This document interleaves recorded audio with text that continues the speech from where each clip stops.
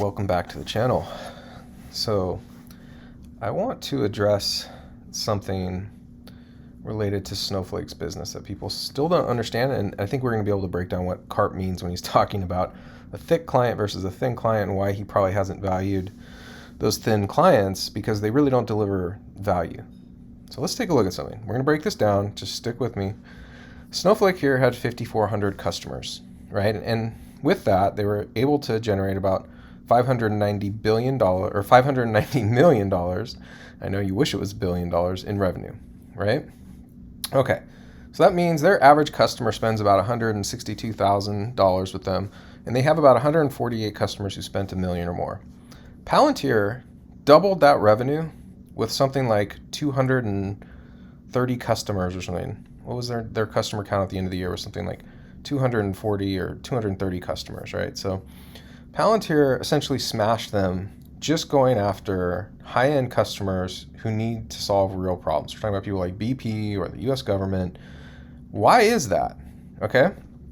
Well, it's because Snowflake is just a tool that has to be hoisted into a larger ecosystem. Now, I want to show you something else. How big, well, first let's talk about how big of a market do you think a columnar database is?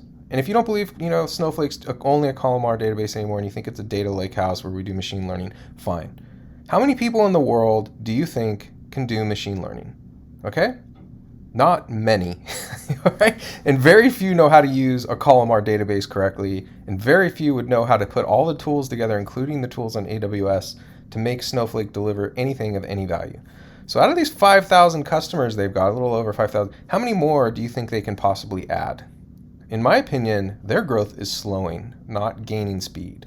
And to support that, I'm going to show you some research I did. If you watched my video, Snowflake's Value Explained, you'll see this. Back in 2020, they had 3,500 customers. They haven't seen the kind of growth they had in 2020 in a long time. In fact, their rate of growth is slowing. And look, the same thing happened to BigQuery and AWS. You know why? And look how many more customers, by the way, Redshift had than Snowflake in 2020 and still has. That's because Snowflake is a columnar database. Fundamentally, it's just a data warehouse. The data warehouse is now morphed into the data lakehouse, largely through salespeople trying to want to sell more tools to companies so they can continue to fail at doing AI at the edge. And why is that? Because this is what Snowflake enables. Snowflake enables bottlenecking in engineering. This is where we are today, because these tools have to be pieced together by subject matter experts with PhDs, of which they're basically Google and IBM and Microsoft employ all of them, and companies are left holding the bag.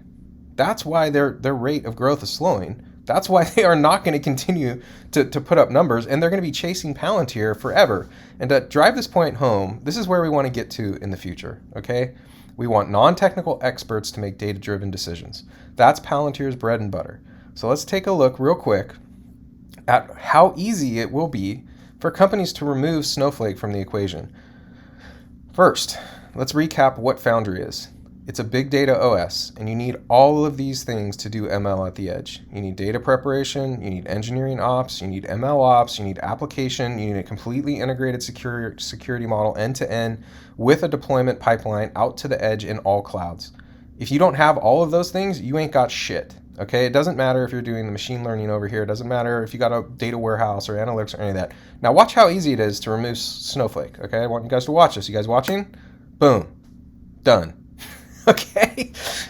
Snowflake is never going to be able to build any of this. No one is. Not in the amount of time that Palantir will have to just corner the market and crush it.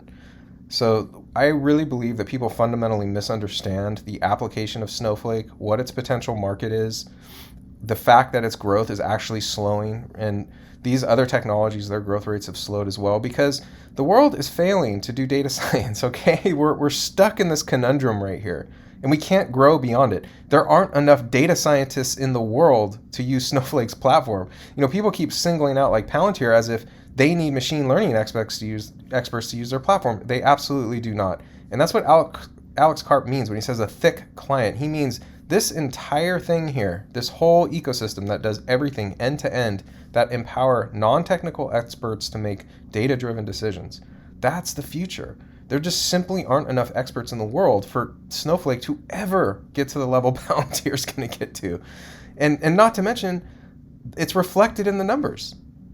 Okay? Like with Palantir only needing 240 customers to basically double Snowflake's revenue, Snowflake is going to be trying to catch them forever, and they're never going to get there.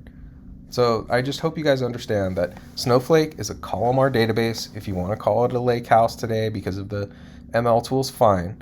But that has limited application and an 87% failure rate. So you're investing in an 87% failure rate. Good luck with that.